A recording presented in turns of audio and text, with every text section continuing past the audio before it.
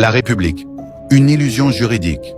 Depuis 1848, et si toutes les lois votées en France depuis 1848 n'avaient aucune valeur légale, un simple détail administratif ou un scandale qui remet en cause tout notre système, en fouillant dans les bases juridiques de notre République, on découvre des incohérences majeures.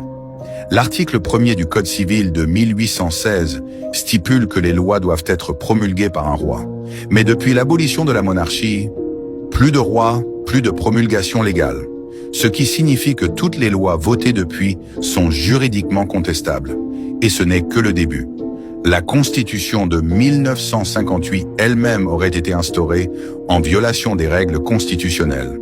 Pire encore, des institutions comme le Conseil constitutionnel et l'Assemblée nationale seraient enregistrées comme des sociétés privées.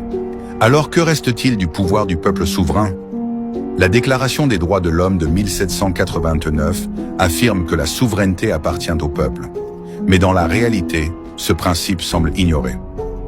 Une solution ? La mise en place d'un tribunal du peuple souverain, composé de citoyens tirés au sort, d'experts en droit constitutionnel et de représentants indépendants. Sa mission ? Vérifier la légitimité des constitutions successives, invalider les lois qui bafouent encore les droits fondamentaux, organiser un référendum national pour une nouvelle constitution réellement démocratique. D'autres pays l'ont fait. Après la crise de 2008, l'Islande a réécrit sa constitution grâce à un processus citoyen. Pourquoi pas la France ? Le moment est venu de reprendre en main notre souveraineté. Il ne tient qu'à nous d'agir, dans le respect du droit, pour bâtir une république réellement légitime. Ouvrez les yeux. Partagez cette vidéo. Le changement commence maintenant.